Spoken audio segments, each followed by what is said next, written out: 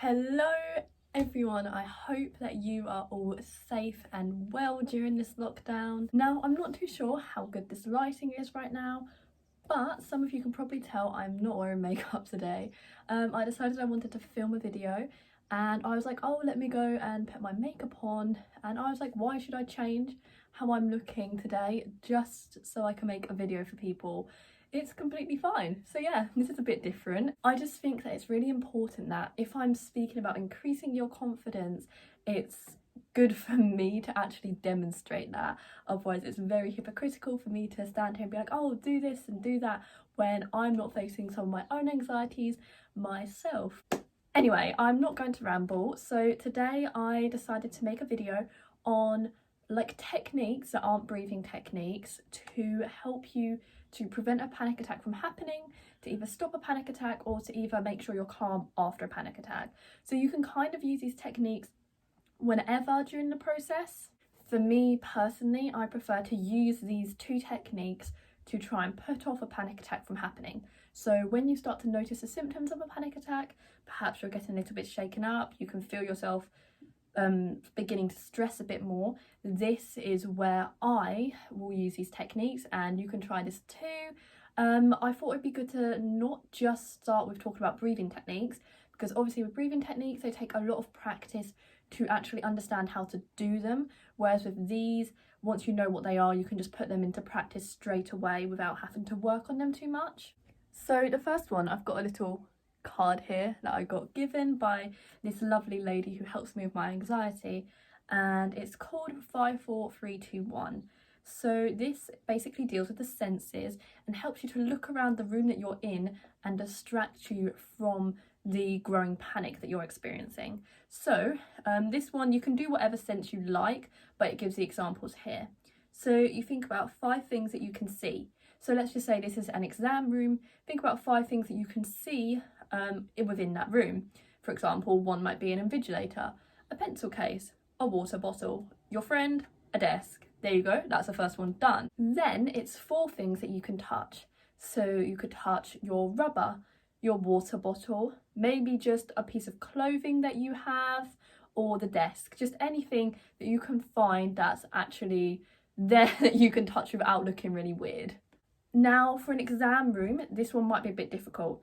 3 things that you can hear.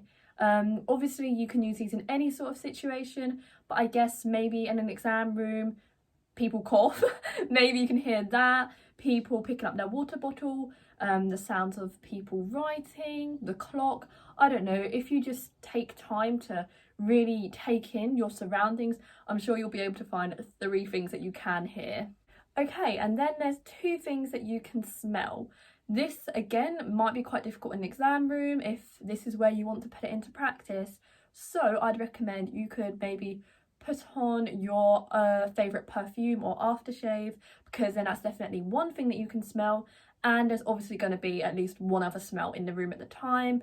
Perhaps it's a smell of paper or like the wood of the desks, I don't know, whatever smell there is in the room at the time, you will be able to find at least something else. Maybe it's someone else's perfume that's quite strong. Now the last thing is number 1, so one thing that you can taste.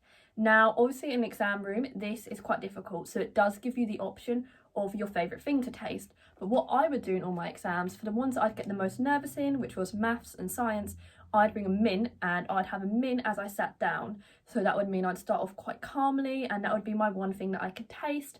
You could also do water, I guess. It doesn't really taste of much. Or if you would prefer, you can just think of your favourite food. So that was the first one given to me by someone who works in the field of anxiety and stress. I've got this little card that I can keep to remind myself of it. But the other technique that I'm going to be talking about is actually from a TV programme, my favourite TV programme. Some of you may have heard of it. It's called Jane the Virgin. And I know it sounds crazy that I've got an anxiety technique from a programme like that, but it really does show that help is all the way around, and there's all different sorts of places that you can learn techniques from. It's just so incredible. So Jane, in one of the episodes, she was getting quite stressed and anxious and angry, and her grandmother said to her to think of the word calm and work your way through each of the letters to help yourself to calm down. Basically, the general gist of this is you think of something that you like beginning with each of the letters that are in the word calm. So for example, C within my one is chinchillas.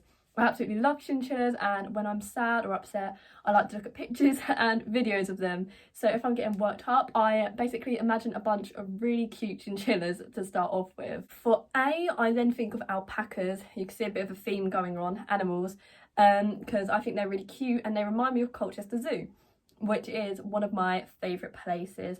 So it doesn't necessarily have to be like something that you're really obsessed with and something that you really like. It can be something that reminds you of a place or an event that makes you really happy. And then my L is the Lake District. This is where my grandma lives and we go there every single year. I love the mountains, they're so soothing. My favourite place is Keswick there. But yeah, I always think of all of the scenery there. It's so calming, it's so beautiful, and that really helps me. And it also is tied with a lot of really nice memories for me that I can also think about. And then M, we're going back to the animals. I think of meerkats. I find them really, really funny for some reason. They're also really cute, but when I was younger, they were like my favourite animal at the zoo. I still really like them, but yeah, I just really like thinking of them. For me, animals, I find them really calming and they really make me happy. So they're a really good thing for me personally to use when trying this certain technique. Now, I am very aware that that is not necessarily like a medical technique or something that I've learned from CBT, but it is still a technique nonetheless, and one that I have used and I find it really, really nice. Yes, it's not professional and I've not been taught it by someone, but it just goes to show that there are techniques all over the place that can really help you, and everyone's anxiety is personal to them and different things will help different people. Anyway, those were just two little techniques that I find really helpful in managing my anxiety in terms of preventing a panic attack. I'm not going to sit here and say, yeah, they always work. Sometimes they do, sometimes they don't. It's just finding what works best for you. So these are just two techniques that I wanted to share with you that don't include working on your breathing as such, but I will be posting some other videos that help with other techniques, including breathing techniques, if that's something that you're interested in and feel will help you a lot more rather than distractions. I just said distractions in like such a weird way. Anyway, if you have enjoyed this video, please give it a like and subscribe for more tips on anxiety.